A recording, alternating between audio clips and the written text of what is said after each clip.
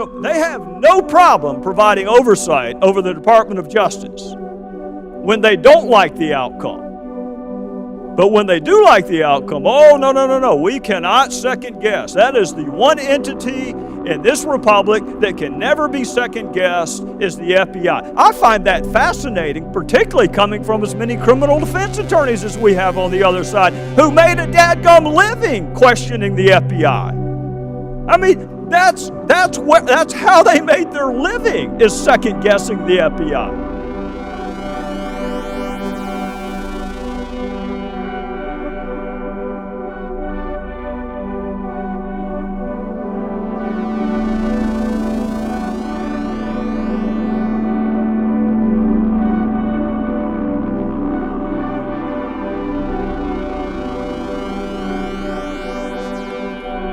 Let the record reflect that Mr. Pagliano was not present at the witness table. The committee invited Mr. Pagliano to testify at the hearing in a letter dated September 7, 2016. Mr. Pagliano informed the committee through his attorneys that he might assert his Fifth Amendment privilege, and I authorized a subpoena for Mr. Pagliano's testimony.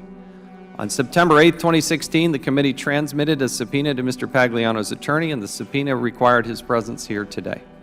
Mr. Pagliano is uniquely qualified to provide testimony that will help the committee better understand Secretary Clinton's use of a private email server during her tenure as Secretary at the State Department, among other things. The committee invited him to appear with the expectation that his testimony will advance the committee's investigation, which seeks further information about the setup and management of Secretary Clinton's account and other technical aspects of the account.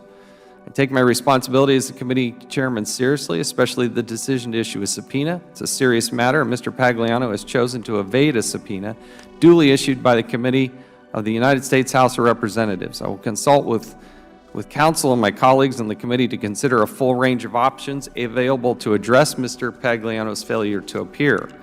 He is vital to hear from us because it's our understanding that while Mr. Pagliano worked in the IT department at the State Department for nearly 4 years, virtually every single email that Mr. Pagliano had has suddenly disappeared. There's something like less than 20 emails. This is a guy who worked in the IT department at the State Department. Hashtag things that make you go, Really? All of his emails have suddenly disappeared. Mr. Pagliano is also important because he was receiving a paycheck from the Clintons but failed to disclose that on his financial forms. We'd like to give him an opportunity to answer that question. We also believe that he entered into an immunity agreement. You'd think somebody would sing like a songbird if you got immunity from the FBI. What are you afraid of? We wanted to hear from him. That's why we issued a subpoena. There are a number of things that we'd like to ask him, and he should be here. When you are served a subpoena from the United States Congress, it is not optional. That is not an optional activity, and he's not here today.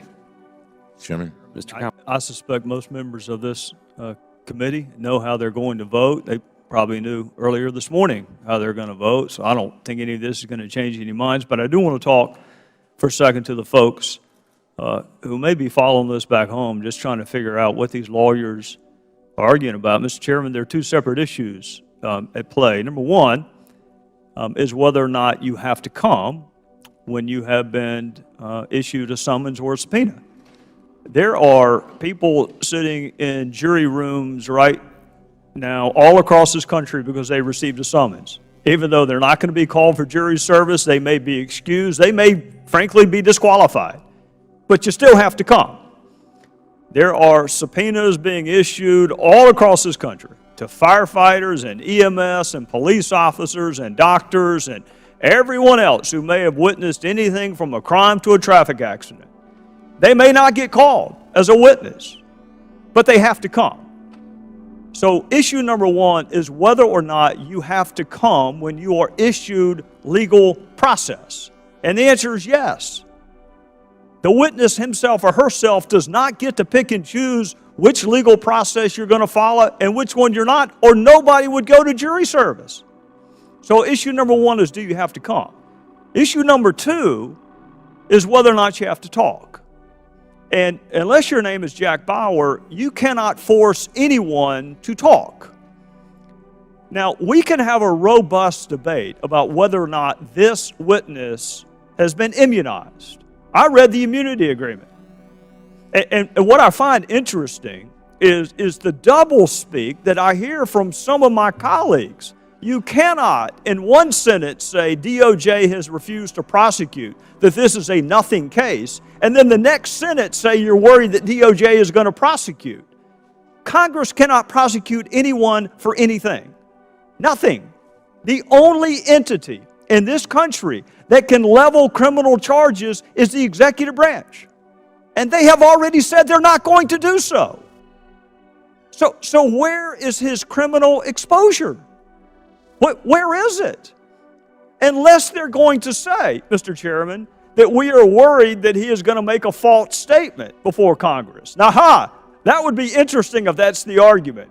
We are worried that this witness who cooperated with the FBI may tell Congress something different. Well, guess what?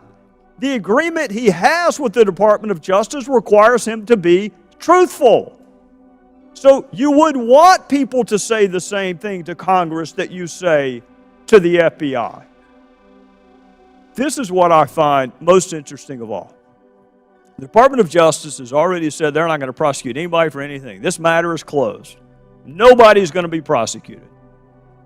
But I'll bet you that agreement allows for this witness to cooperate with other entities of government.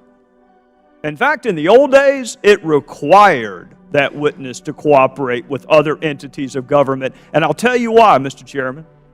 I have sat while some of the very members who are sitting in this room right now provided oversight over the FBI, over national security letters.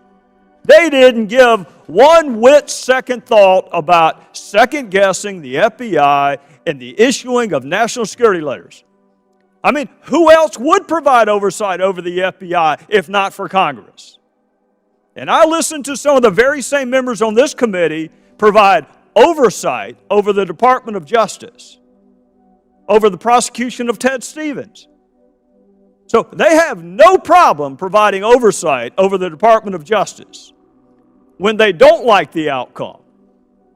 But when they do like the outcome, oh, no, we cannot second guess. That is the one entity in this republic that can never be second guessed is the FBI. I find that fascinating, particularly coming from as many criminal defense attorneys as we have on the other side who made a dadgum living questioning the FBI. I mean, that's how they made their living, is second guessing the FBI. But no, once you take the oath of office for Congress, whatever they do, you don't want to prosecute the big banks, FBI, we're fine with that. You don't want to do anything about the people who committed fraud during the housing crisis, we're fine with that. God forbid we ask the FBI anything. All I want to know, Mr. Chairman, is did you give immunity to the person who destroyed federal records after a subpoena was in place? That's a fair question, and I would think every member of Congress would want to know the answer. Gentleman's time has expired.